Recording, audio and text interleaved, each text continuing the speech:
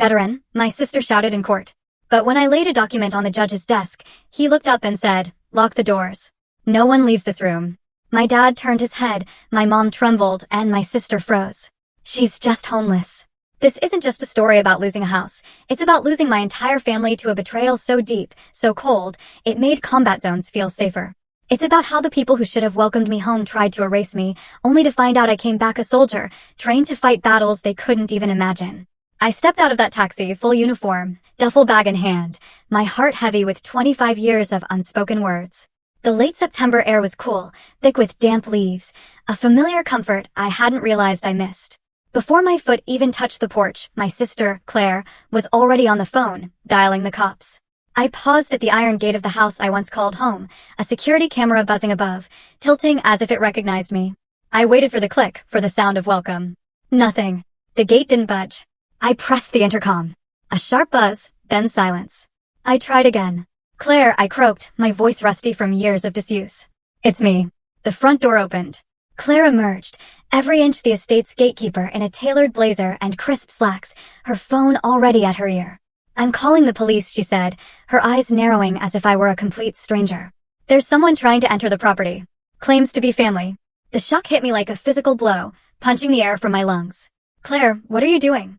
"This isn't your home anymore," she snapped, her voice chillingly devoid of warmth. "You've been gone for decades, Naomi. Don't show up here dressed like that, expecting something." I tightened my grip on the duffel bag. "I just got discharged." I thought. "God, I thought I'd see Mom, maybe Dad." She scoffed. "You should have thought of them before disappearing for 25 years. We moved on. You're not in the will. You're not even on the deed." Those words hit harder than any combat report I'd ever filed. "I grew up in this house," I said, my voice barely a whisper. "That tree," I pointed to the sycamore scraping against the attic window. "I broke my arm climbing it. I bled into the carpet you probably replaced." Claire's jaw clenched. "You always made everything about you. You think a uniform earns you the right to just show up and expect a hero's welcome." Then, agonizingly slow, a police cruiser turned onto the street, blue lights flashing, but siren off. My gut twisted. 2 officers stepped out. One older, the other barely out of the academy. The older one froze slightly when he saw me. "Naomi Hale," he asked. "Ma'am, you just got out." "Pentagon Certified Lieutenant Colonel, Cyber Command." I swallowed. "This is my parents' house." The young officer glanced at Claire, who folded her arms triumphantly. "This property belongs to Claire Bennett and Richard Hale. There's no legal record of Naomi Hale holding ownership or rights of residence." My mouth opened, closed. "Wait. Richard Hale? My father? He's still here." Claire's face remained carved from stone. "He moved in after selling the house we grew up in. This was Grandpa's. I renovated it legally." "I don't care about legal," I whispered. "I care that it was home." The officer cleared his throat. "Ma'am, unless you have identification proving this is your residence, we're going to have to ask you to leave the premises." My hands trembled as I fumbled for my discharge papers, but even I knew they didn't matter here. I took a step back, then another, until my boots met the edge of the sidewalk. I didn't cry when they took my medals. I didn't cry when I coded in a hospital tent in Bahrain. But I cried now because a place that shaped me refused to recognize me. My phone buzzed. Numb fingers grabbed. It. A message from Mom. No name, just, asterisk, you should return to base. There's nothing here for you. Asterisk, I let the phone drop. Through the fog of my tears, I looked up past the living room window. A silhouette. My father. He didn't move, didn't wave, didn't even glance at me. I slept in my car that night, staring at the dark outline of the home that should have been mine. By morning, a for sale sign was already posted on the lawn. Sleep didn't come. Every creak of the wind, every flicker of the porch light, every memory clinging to that silhouette of a house, kept me locked in place. My heart pounded with a rhythm I hadn't felt since my early deployments. That was supposed to be my safe place, my inheritance, my anchor. Now it was a battleground. I pulled into a small cafe the next morning, bleary-eyed and bone-tired. Ruth Clean was already there, pressed slacks, dark blazer, a sharp contrast to my faded uniform and the exhaustion etched into my face. We hadn't seen each other since undergrad, but she looked at me like no time had passed. That alone almost made me cry. "I saw the listing this morning," she said without greeting, flipping her tablet toward me. There it was, my home, listed under Raven Holdings LLC. Raven Holdings? I stared at the screen. She nodded grimly. "And here's the kicker. 3 months ago, there was a property transfer recorded here." She passed over a printout. My name was on the seller line. "Except that wasn't my signature," I said flatly, a cold pressure building behind my eyes. "I've never signed anything related to selling that house." I figured. Ruth pulled up another document. This one from a local notary, witnessed and stamped by a guy who was under review last year for falsifying DMV affidavits. I'll subpoena him. I shook my head in disbelief. So they sold their house and now they're laundering through mine? Her brows arched. What? I took a breath. 3 months ago, they moved out of their house. Said it was time for a fresh start. They showed up here. Claire said it made more sense to consolidate family assets. My parents, Mom especially, made a big deal about how sentimental the old house was. But I didn't think they meant this house. Ruth nodded slowly. They probably used Raven Holdings as a buffer to avoid legal exposure. Whoever's behind that company. I bet your sister's husband is involved. My stomach turned. Brian? Ruth looked grim. He works in international logistics, doesn't he? Yes. And they're storing supplies in the basement. I blinked. What? She pointed to a note in her file. City utilities show a spike in energy consumption at the property, like something's being refrigerated, but no permit for renovation or commercial usage has been filed. Before I could respond, my phone buzzed. An email from my mother. I didn't want to read it, but I did. Asterisk, Naomi, this is not betrayal. It's practicality. You never lived here. We did. And you're never around. Love, Mom. Asterisk, it hit harder than I expected, like she was justifying theft with maternal indifference. I need access to that house, I murmured. Not just to take it back. I want to know what's inside. Ruth hesitated. That could be dangerous, Naomi. If they're using the house for something illegal, I'm not walking away. She nodded once. Then we'll start with a forensic document analyst. I'll file for an injunction to freeze the title. And Naomi? What? You'll need to be careful. People who forge deeds and commit fraud aren't afraid to cross legal lines. The rest of the day passed in intense calls and quiet meetings. I returned to my car late that evening, unsure whether I was more angry or numb. I parked down the block, determined to stay close to watch. The air was still warm, sticky, like Virginia hadn't accepted fall yet. I noticed the man standing across the street just after 1:45 a.m. He didn't look at me, but he lingered near the corner lamppost. When he left, I thought nothing of it until I saw the slip of paper wedged under my windshield wiper. It wasn't folded, just pressed flat like a warning or a test. Asterisk, if you're the real Naomi, meet me at Alley 7, 11 p.m. Come alone. Asterisk, I stared down the block at the winding path that led behind the old bakery. I had 10 minutes. I didn't hesitate. They said you were mentally unstable after combat, the neighbor whispered, his voice low, sharp with urgency. But I've seen the way your sister's husband brings men here at night. His name was Ethan, mid-40s, weathered face, a former Marine turned mechanic. We stood in the shadow of an old street lamp at the edge of the alley behind the property. A chain-link fence separated us from the warehouse-turned-storage shed behind what was once my grandfather's home. They say you're dangerous. Naomi, he muttered. But if you ask me, dangerous is what's going on in that building. My fingers curled around the edge of my jacket where the small recording device sat in the inner pocket. I scanned the alley. No security cameras, no eyes, but too quiet. What do you mean? I asked. I've seen men unloading crates from black vans. License plates vanish before they pull up. They don't stay long. Your sister's husband, he's there every week, always with gloves on. Never a word to the neighbors.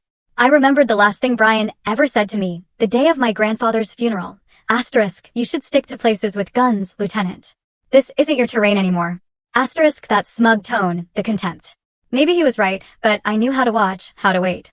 That night, I returned to the alley alone, dressed in black, camera clipped to my collar, recorder live. I crouched behind the half-burnt fence near the back lot. Midnight came with a low rumble of engines. 2 black trucks rolled in without headlights. I held my breath. 4 men stepped out. I didn't recognize one, clearly armed. The other wore a cap pulled low and carried a clipboard. Then came Brian.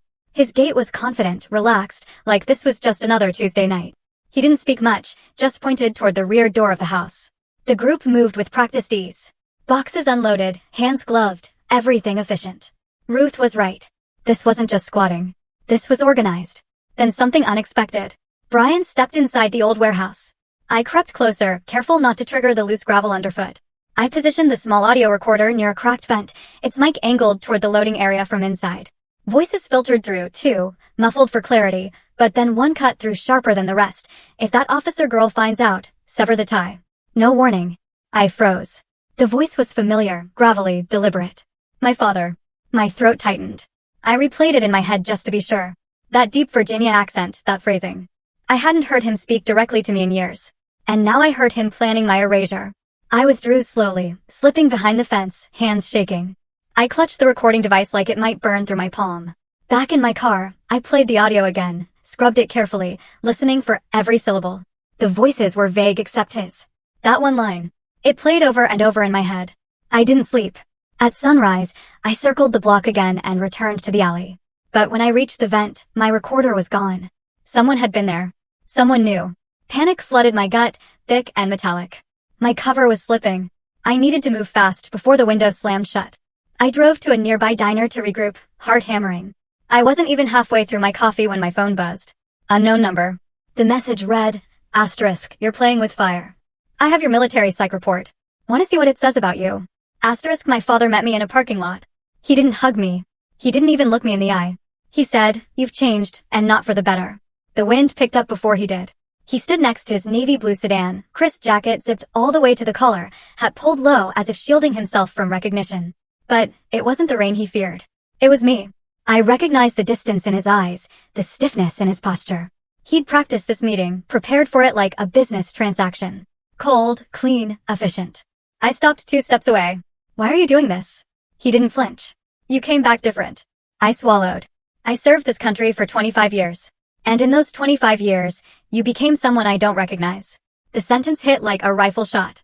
I had imagined this moment in 1,000 different ways, him saying he was proud, even quietly acknowledging the work I'd done. I had never imagined indifference. I want the truth about the house, I said, voice low but sharp. You knew what Grandpa left me. You witnessed the signing. He shifted his weight.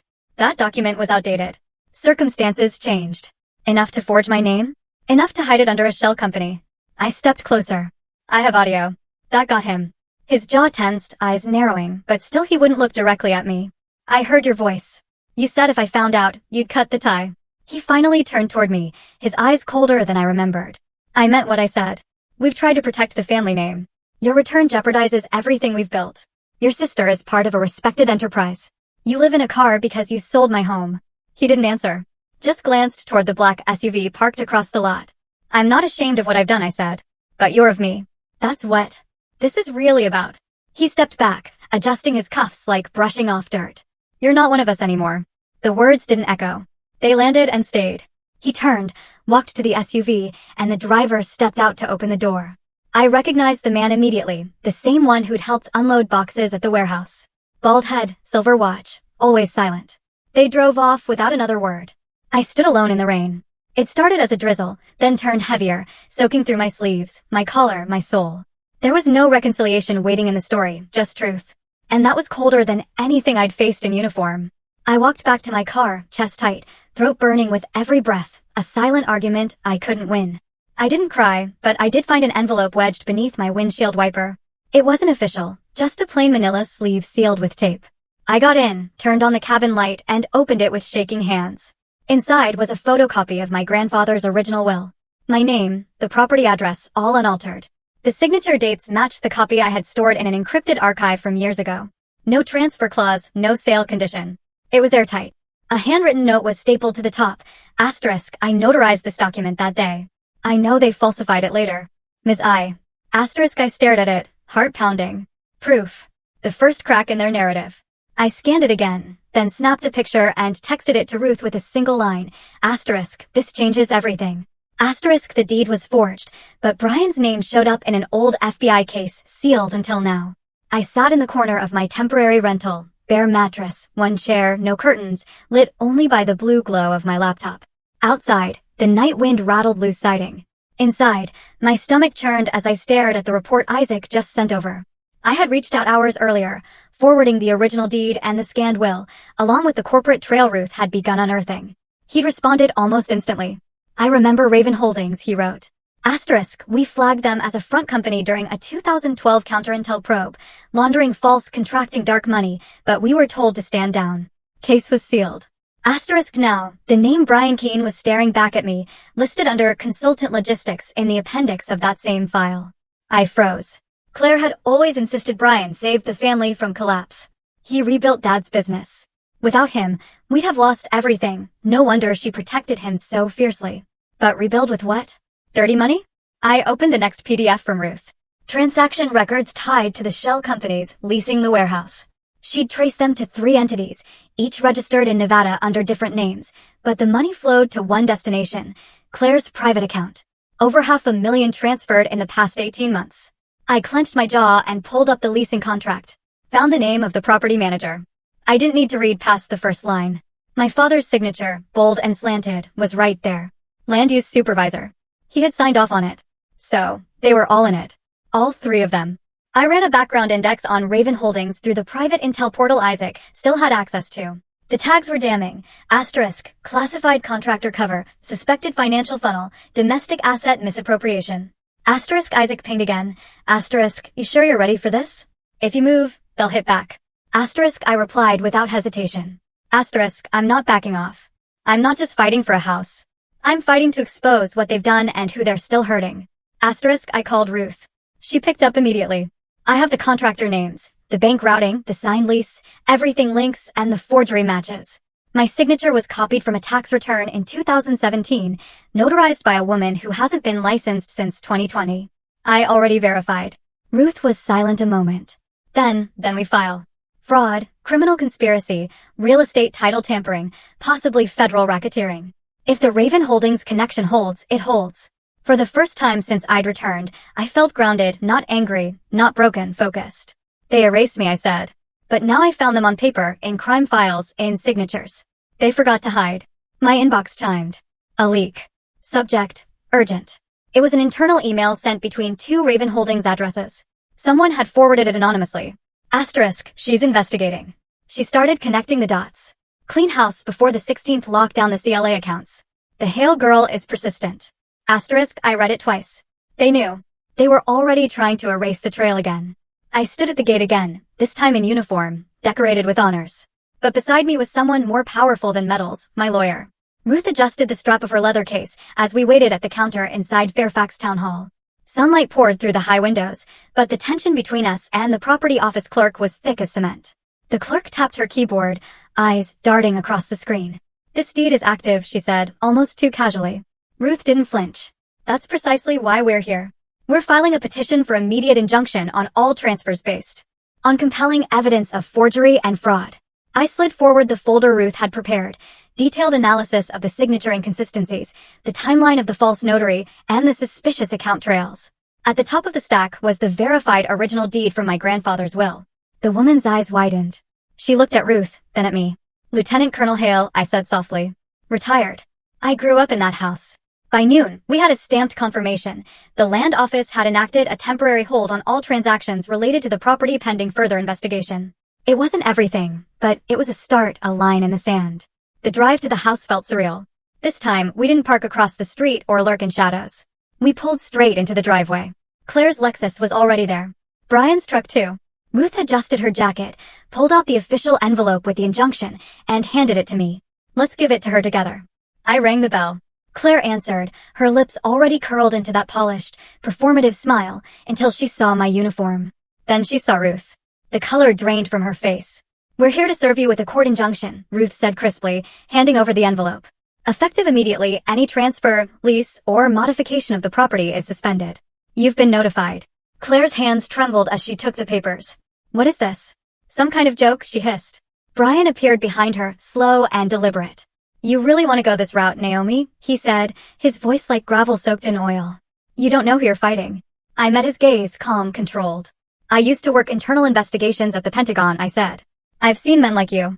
Watch them bluff, threaten, then fold. His eyes narrowed. For a flicker, just a breath, I saw it. Fear.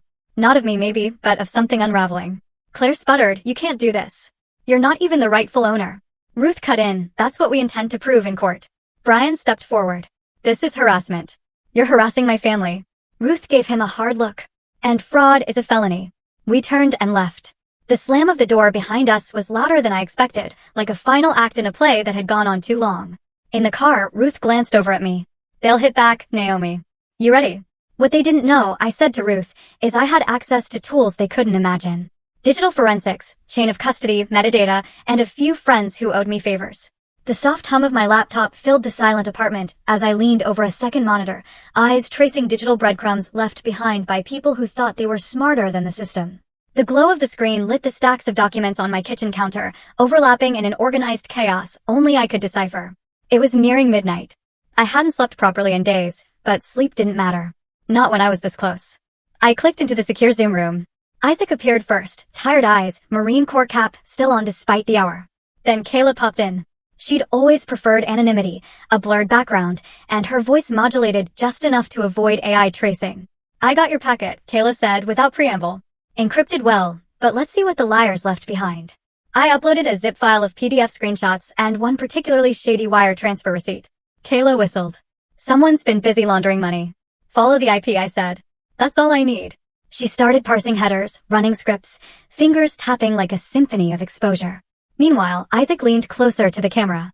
"I ran that company name you sent, Mari Tech Solutions. You're not going to like this." He uploaded a redacted report from a Defense Department internal archive. Back in 2016, Maritech bid on a supply contract, camo gear, and radio parts. They submitted forged compliance reports. Case sealed when someone upstairs pulled strings. "Let me guess," I said flatly. "No conviction, no penalty." "Correct. But guess whose name shows up on the board of directors? Brian Atemore." I stared at the name. All this time, Claire said he was the one who kept the family stable. She never said how. Kayla interrupted. "I isolated a digital signature from that financial transfer you sent. The VPN they used isn't clean. Most amateurs assume they're safe, but there's a DNS leak. That IP traces back to a residential modem, Fairfax area, registered to Claire Hale." I felt a chill crawl up my spine. "So, they're funneling money from the house." "Exactly. And get this," Kayla added, "one of the purchase orders routed through Mariteca's system matches a lot number tied to a surveillance drone batch we flagged years ago during your deployment. You were still in the Gulf then, right?" My mind flashed back. That case never resolved. Half the gear vanished after audit. Someone covered it. Now, it felt like the ghosts of my past were reaching through the timeline, converging right here, right now. "I want a chain of evidence," I said. "Every login, every IP, every transaction they touched. This isn't just fraud. It's military misappropriation." Isaac nodded. "I'll pull DoD procurement cross-references. This could trigger federal review if it hits the right ears." Kayla's screen flickered. Her face sharpened with tension. "Naomi," she said carefully, "your inbox was accessed at 8:42 p.m. from an unfamiliar device." I froze. "Are you saying I've been hacked?" "I'm saying someone's trying to cover their tracks and you just lit up their radar." Kayla warned me. Asterisk, they're scanning your location again. "Someone breached your email tonight. Asterisk, the letter came in a plain envelope. A cease and desist." But I had already mailed my report to the office of the Inspector General. It was thin, too thin to contain the weight of the guilt they carried, but it screamed desperation. The envelope sat on my kitchen table next to a steaming mug of black coffee. Its neatly typed return address, sterile and smug, Raven Holdings Legal Affairs. I didn't even bother opening it. Instead, I turned back to the envelope I had dropped off yesterday morning, priority mail, certified, signed upon delivery. Inside were copies of bank transfers, falsified deeds, metadata chains, audio transcripts, and a sworn affidavit detailing how my identity had been used to secure access to restricted contracts. Each page was numbered, watermarked, and bound together by the one thing none of them had counted on, a soldier who knew how to build a case from the ground up. The office of the Inspector General for the Department of Defense didn't move quickly, but when it moved, it thundered. Later that evening, I received the automated reply, asterisk, your report has been received and assigned a preliminary review officer. Follow-up will be communicated via a secure channel. Asterisk, I read the line 3 times, letting it settle into the marrow of my bones. No longer whispers and shadows. No longer secrets between family members. This was now federal. Ruth called as I finished scanning the reply. They'll want a full comparison of Claire's known income versus incoming wires. Can you get that from Kayla? I already asked her, I said. She's pulling last year's IRS statements and cross-referencing them with flagged transfers from shell companies. We'll need a subpoena eventually. Let me worry about that, Ruth replied. Just make sure nothing happens to you in the meantime. I smiled grimly. They'd have to try harder than an envelope. But elsewhere, someone was unraveling. I didn't hear it firsthand, but I later found out from Ruth, who heard it from a courthouse clerk who had lunch with someone at the zoning office. Claire had lost it. Apparently, she found out about the federal submission within hours. Whether it was the bank's compliance alert or a panicked call from Brian, she knew I'd gone over their heads, and she didn't take it well. By noon, Claire had shown up at Ruth's office, unannounced, uninvited, and unhinged. You think this is going to help her? She'd hissed. She's going to drag us all down, including her own father. Ruth remained calm, professional. She handed her a copy of the cease and desist letter I had received and said quietly, you might want to advise your counsel that intimidation of a federal whistleblower is a felony. Claire stormed out, but not before throwing one final threat over her shoulder. This isn't over. No, I thought, sitting in my apartment, watching the rain beat against the window. It wasn't over. It was just beginning. That night, Ruth came over with 2 folders, bank summaries from Claire and Brian. The figures were staggering. Claire's declared salary as a nonprofit coordinator didn't come close to matching the deposits. And Brian, there were 3 transfers from a shell account linked to Meritech Solutions, all deposited the same week the forged deed was processed. I stared at the numbers, shaking my head. They moved fast, I said. They had a timeline. This wasn't desperation. It was coordinated. They underestimated you, Ruth said. I looked at her, calm but resolute. They always have. The phone buzzed. A voicemail from an unknown number. I played it on speaker. It was Claire. Her voice shaky, uneven. Asterisk, Naomi, please. Let's meet. Just talk. This doesn't have to go further. We're still family. Asterisk, I ended the message before it finished. I'm not here to talk, I told Ruth. I'm here to shut them down. Claire then whispered to our mother, asterisk, if Naomi blows this open, he'll be the first to go to her. Asterisk, Claire deleted me from the family tree. I added her name to a federal inquiry. The elevator hummed as it climbed toward the 7th floor of the U.S. Attorney's office in Arlington. I stood beside Ruth, my reflection barely recognizable in the brushed metal doors. Not because of my clothes, I was still in a muted blazer and slacks, but because of what I was carrying inside. For once, it wasn't a uniform or a badge. It was knowledge, leverage, evidence. We were led to a glass-walled conference room by a stone-faced paralegal. Inside, the federal prosecutor was already waiting, Matthew Cruz, Assistant U.S. Attorney for Northern Virginia. His handshake was firm, but not performative. His eyes didn't flinch when Ruth set down the bulging folder of documents. Miss Hale, he began, thank you for coming. We've reviewed the materials submitted to the Office of the Inspector General. We believe a formal criminal inquiry is warranted. Hearing it aloud gave the whole thing new weight. The forged deeds, the bank transfers, the surveillance footage, and most damning of all, the fraudulent contracts tied to Raven Holdings and Meritech, both traced back to Claire and Brian. I spoke carefully, controlling my breathing like I had in hundreds of interrogations before. They used my discharge credentials to gain access to federal bidding processes. They used my grandfather's house as a discreet waypoint. They never imagined someone would come back to check. Ruth added, we also have preliminary confirmation that Mr. Hale, Naomi's father, served as a proxy on property transfers to mask conflict of interest that may qualify as conspiracy to defraud. Cruz opened a leather binder. Based on what we've received, we're issuing federal subpoenas for Brian Whitmore, Claire Hale, and William Hale. They will be compelled to testify in a closed preliminary hearing 2 weeks from today. I leaned forward. I want to be anonymous until then. No public disclosures, no leaks to media or local authorities. They've already tried to intimidate me. We'll flag your testimony under protective status, Cruz said, but be advised, once formal charges are filed, anonymity isn't guaranteed. That's fine, I said. By then, I want to be the one speaking out loud. Outside the window, I could see the Potomac, placid and gray. The calm before the current shifted. That afternoon, I waited with Ruth in the lobby of Claire's nonprofit foundation. The subpoena was to be delivered in person. She didn't know we were watching from across the atrium. Claire walked in, brisk heels and a too bright smile for the receptionist. It took less than a minute. A U.S. Marshal stepped forward, handed her the envelope, and spoke the words we'd waited weeks to hear. You are being summoned under federal subpoena for alleged participation in conspiracy and fraud. The receptionist gasped. Phones froze in mid-scroll. Claire's smile shattered. Her hand trembled as she took the envelope. She turned, eyes scanning the lobby. And for a moment, I thought she saw me, but she didn't. I was behind mirrored glass, watching the empire she built on silence begin to crumble. Later that night, Ruth and I stepped out of the federal building after finalizing the paperwork. The air smelled like the first hint of spring, wet concrete, pollen, tension.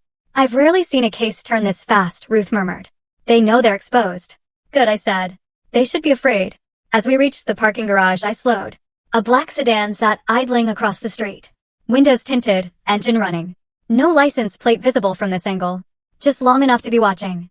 Just long enough to make sure I noticed. The walls they stole from me are now silent witnesses in court. And the woman they called unstable? She's the one testifying. The courtroom was cold, white lights overhead, pale walls, steel benches that hummed when I shifted. I stood behind the witness table, right hand raised, the oath catching in my throat like sandpaper. I didn't shake, but I remembered the day my grandfather handed me the keys to the house. The day I came home to find my name erased. The night I heard my father's voice, masked in shadows, plodding behind my back. Now I stood here, not as the daughter who had been disowned, but as a decorated officer, a cybersecurity analyst with clearance history, and most importantly, a plaintiff backed by federal prosecution. The prosecutor began. Miss Hale, please describe what was done to your property. I met his eyes, then shifted toward the bench. They forged my signature on a deed transferring ancestral property. They altered bank records, funneled money through offshore accounts disguised as nonprofit funds, and they used my military discharge credentials to apply for federal contracts they had no legal access to. He nodded. Did you consent to any of this, ma'am? The evidence came in waves. A photograph of the deed with the falsified signature. A screen capture of the IP logs Kayla had tracked to Claire's home network. Audio files with my father's voice, subdued but distinct, arranging late-night deliveries to the warehouse behind my house. And then came the financial documents, bank transfers from Raven Holdings to shell corporations in Claire's name. Another to Brian's Meritech Solutions, amounts too large for helping the family. Claire sat stone still, face pale beneath her mascara. Brian leaned forward, jaw clenched, whispering urgently to his lawyer. My father didn't even blink. The defense tried. Brian's attorney objected to the admissibility of surveillance footage not obtained through legal means. Ruth stepped in with a declaration signed by our digital expert, data chain of custody intact, no tampering, time-stamped. Claire's lawyer tried to spin the narrative. My client acted under the impression that Naomi had relinquished claim to the house. This was a familial misunderstanding. I leaned into the microphone. A misunderstanding doesn't involve stolen credentials, falsified signatures, and use of federal infrastructure for illegal bidding. The final nail came when the prosecutor held up a physical copy of the procurement contract, complete with my old clearance codes and Brian's name on the submission. He looked like he might bolt. Then the prosecutor turned to my father. Mr. Hale, can you explain the source of the $320,000 you transferred to Meritech Solutions? Silence. He looked toward the floor, then toward Claire, then finally toward me. But I wasn't his daughter now. I was a federal witness, with everything to lose and nothing left to protect. The prosecutor's voice was calm. In your opinion, Ms. Hale, does this constitute a deliberate conspiracy? Yes, I said. It wasn't just about a house. It was about power, control, and silencing someone they thought wouldn't come back. He nodded once, then turned to the judge. In closing, Your Honor, the defendants did not simply defraud a veteran. They undermined the integrity of public trust, used federal systems for personal gain, and orchestrated a coordinated attempt to erase accountability. These are not family disputes. These are federal crimes. The courtroom exhaled. Somewhere behind me, pens scribbled on notepads. Reporters, finally allowed to witness the case. I could hear the clatter of keys, smell the ink from the printed exhibits. I felt every eye turn toward me as the judge recessed the hearing. I stood slowly, stepped down from the platform, and gathered my things. My palms were sweating. I told myself it was adrenaline, not grief. Outside, I moved through the crowd of photographers and questions, ignoring the flashes. Ruth stayed close. She didn't speak. Neither did I. Not until I reached the edge of the sidewalk and saw her. My mother, standing under a tree, hands clasped together like in prayer. Her mouth trembled, but no words came. Her eyes were red. She hadn't said a thing in years. Not one letter, not one call. But now she was here, and I, who had faced war zones and courts alike, found my hand trembling. For the first time in years, every seat in the courtroom was filled. Not to watch me fail, but to hear the truth. The federal courthouse in Alexandria had never looked so full. Rows upon rows of observers sat in tense silence. Some in suits, some in uniform, and others with faces lined by years that mirrored mine. C-SPAN cameras were discreetly tucked in corners. I could feel every lens on me as I stepped to the front. I wore my uniform not just because I had earned it, but because it was the only armor I had left. My ribbons were real. My service was real. And today, I'd let that truth speak louder than any forged deed or whispered lie. Miss Hale, the prosecutor began. You may proceed with your full testimony for the court. I took a breath that felt like peeling off rusted chains. My name is Naomi Hale. I served over 20 years in the Department of Defense's Cybersecurity Task Force. I held top-level clearance. I came home with honor expecting only silence. Instead, I was erased. A murmur swept through the benches. My name was removed from my family's will, from their home, from their story. They forged signatures, laundered money, used my identity to access military contracts. They did it under my father's approval. They did it while calling me unstable, dangerous, irrelevant. Gasps now. The prosecutor played the audio file. Claire's voice crackled through the speakers. Asterisk, she's just an unemployed soldier clinging to medals that don't matter anymore. Asterisk, no one moved. One veteran near the back, a man in a faded navy jacket, shook his head slowly. Another, seated beside him, reached for her cane, jaw clenched. I turned to the judge, but I was speaking to everyone. We don't wear these uniforms for medals.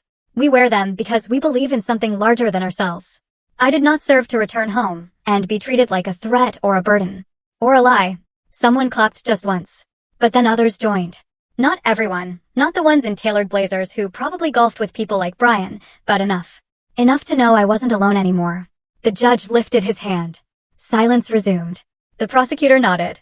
No further questions. Claire sat frozen. Brian's hand twitched over his tie. My father, stone-faced as always, stared past me. The judge leaned forward.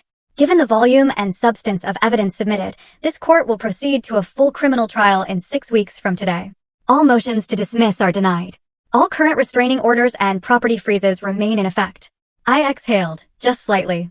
It wasn't over, but we were past denial, passed out. This was real now. Court recessed. I gathered my notes, stepped down from the stand, and caught the eye of that Navy vet on the back bench. He gave me a nod.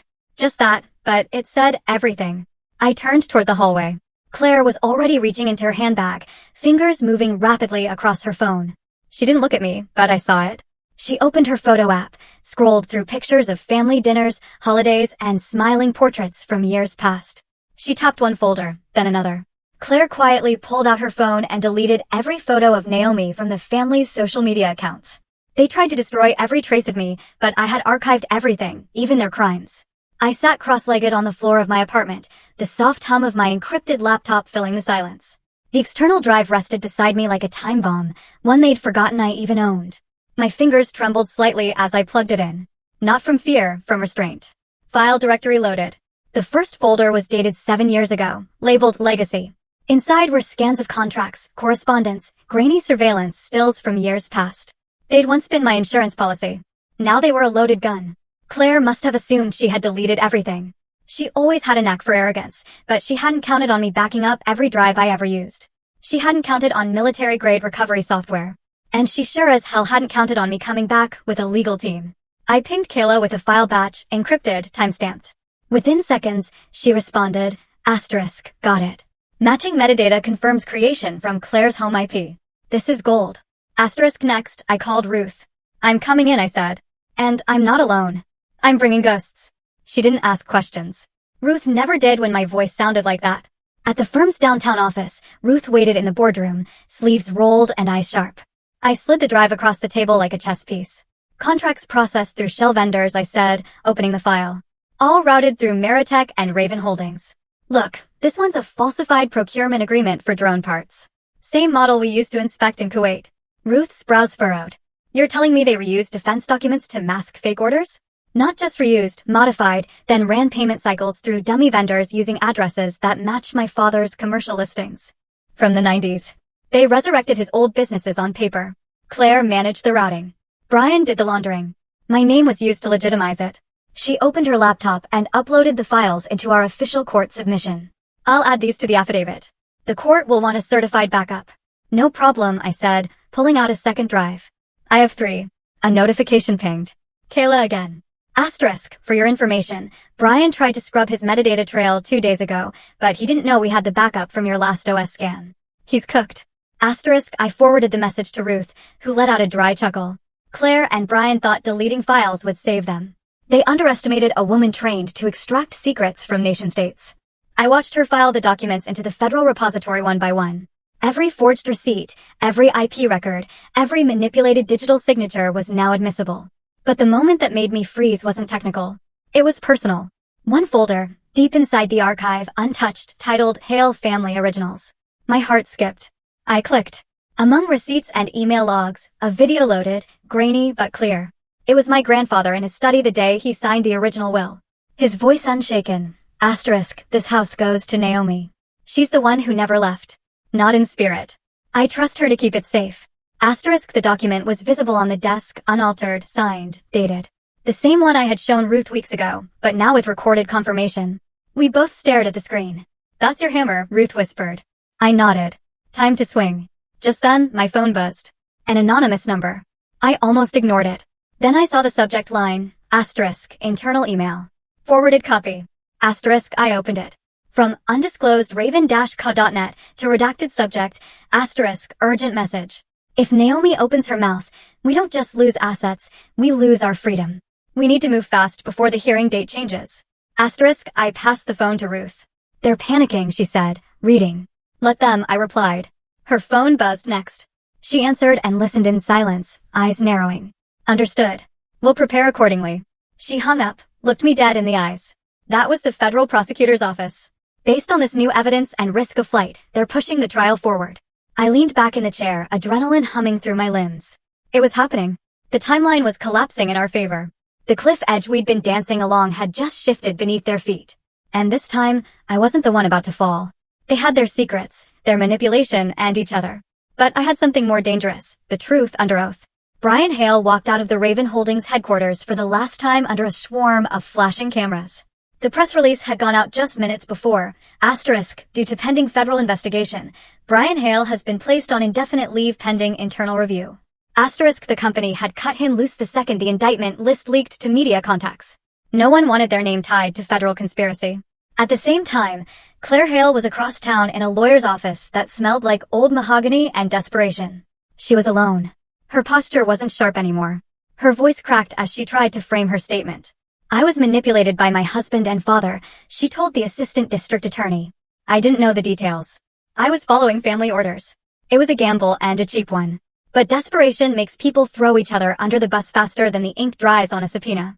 Back at Ruth's office, I watched footage unfold on the news. Brian's stoic face surrounded by bodyguards. Claire ducking under her coat at the courthouse steps. But the one that made me pause was the image of my father. He was standing inside what used to be the family home, his hands trembling as he shouted into a phone. The video, taken by a local reporter, captured him slamming his fist against a glass coffee table, shattering it into jagged pieces. The clip played over and over. Asterisk, family patriarch loses. Composure amid scandal. Asterisk, the cheer in red. Public narratives turning, Ruth said, not looking up from the stack of documents. I know, I murmured. They're unraveling faster than I expected. My phone buzzed. A courier message. I opened the envelope and found a handwritten letter. The stationery was delicate, slightly yellowed at the edges. The handwriting was careful and old-fashioned. Asterisk, Naomi, I've watched from the sidelines far too long. Your mother and I were close once. I knew about the house. I knew your name was on the will. I also knew she let them change it. I'm sorry I didn't speak up sooner. Margaret Lewis. Asterisk, Margaret had been a friend of my mother's, one of those women who hosted brunches, who always asked how I was doing, but never really listened. And yet now here she was, reaching across years of silence to say, I knew, and I stayed quiet, and I regret it. I folded the letter slowly. Truth has a strange way of surfacing, I said, placing it beside the growing pile of evidence. That evening, the federal courthouse held another closed session. This time, the judge was ready. The court finds sufficient cause to freeze the financial assets of Claire Hale, Brian Hale, and Henry Hale, she announced. Effective immediately, these accounts will be placed under investigative seal and subject to audit. The moment was sterile, procedural, and devastating. Everything they had built by fraud was now under scrutiny. Their liquidity evaporated in minutes.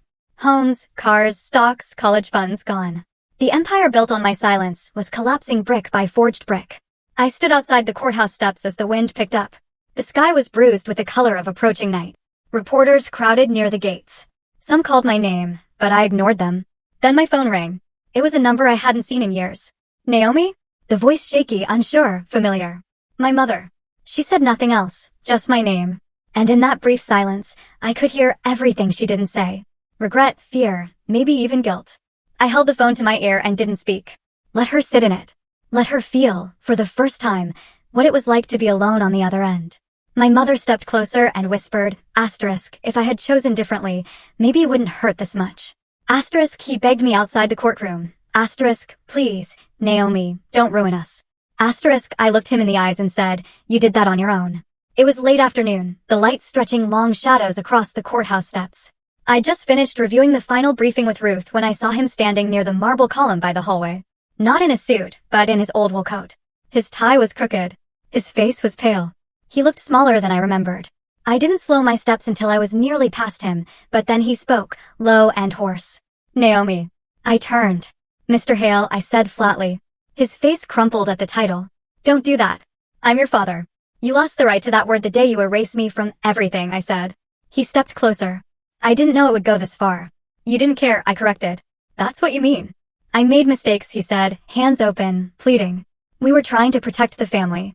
By forging documents, stealing my house, laundering money through a company that used my clearance? That's protection. He looked away, jaw tight. I was scared. No, you were proud, I said.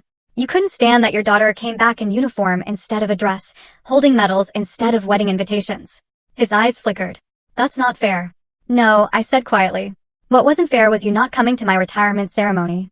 Remember that? When I called and invited you. He stayed silent.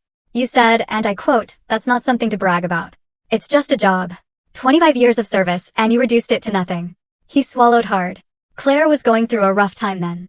Claire was always going through something, I said, bitterness creeping in. And you always had time for her, for Brian, but never for me. He didn't argue. Instead, he lowered his voice. You've already humiliated us. The indictments, the hearings, the news coverage. Please, Naomi, don't let it go further. I laughed, short and sharp. You think this is about humiliation? It'll destroy our name, he whispered. Our name? I echoed.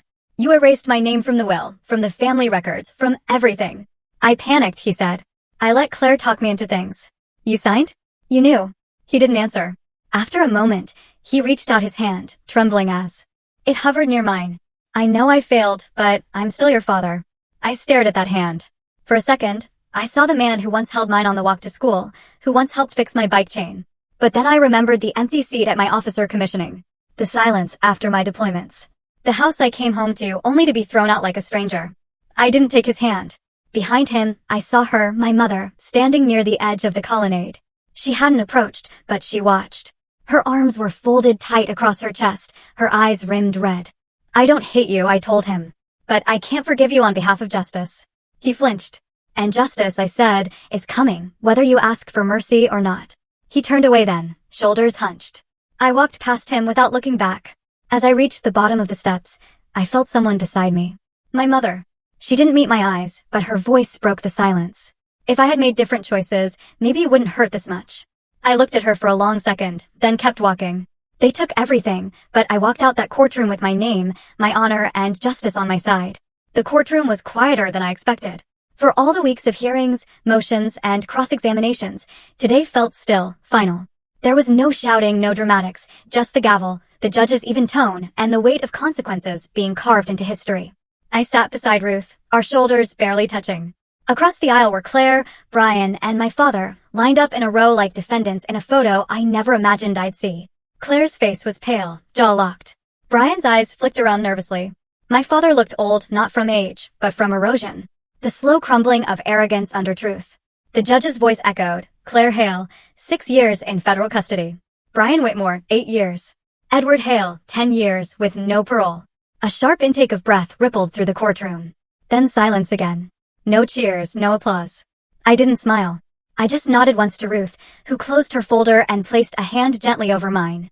It wasn't victory I felt. It was completion. Outside, the press swarmed, but the first people I saw were the veterans, men and women in faded uniforms, some leaning on canes or wheelchairs, others with ribbons pinned proudly to worn jackets. One of them, a man with a prosthetic leg and soft, steady eyes, stepped forward and extended his hand. Colonel Hale, he said. I shook it. We're not forgotten, I told him. He nodded. Not while people like you are still standing. Flashes from the cameras lit up my peripheral vision. A reporter shouted, Do you hate them now? After all this. I looked toward the sky for a moment. The sun had broken through the morning fog. Warmth touched my face. I don't carry hate, I said. I carry clarity. I walked down the steps slowly, Ruth beside me. Isaac was waiting by the car and Kayla sent a thumbs up from across the lot. They were more than allies. They were the family I chose. I didn't return to the house. I didn't need it anymore. What I wanted was never brick and wood. It was the right to belong to my own story. Weeks later, I stood inside the Defense Service Library, staring at the wall of dedication. It was made of dark granite, etched with names of those who had contributed to national security in extraordinary ways. I had walked past it once as a young cadet, whispering promises under my breath. Back then, it felt like a monument for others, untouchable. But now, there it was. Asterisk, Colonel Naomi Hale, Cyber Command, OG, 2002 to 2023. Valor, service, integrity. Asterisk, no family portrait ever meant as much. No inheritance ever compared. As I stood there, my reflection blurry in the polished stone, I felt tears sting my eyes, but I didn't cry. I stood tall. They stripped her of her name, her home, and her dignity, believing no one would ever believe a so-called broken soldier. But in the end, it was their lies that unraveled under oath and her truth that stood unshaken. Justice doesn't arrive in noise or vengeance. It arrives in the quiet courage of someone who refuses to stay erased. When injustice is met with unwavering courage, the final verdict can echo through a lifetime. Some battles are fought in silence, in courtrooms and in the hearts of those who have been betrayed. And sometimes the quietest warrior is the one who wins the loudest.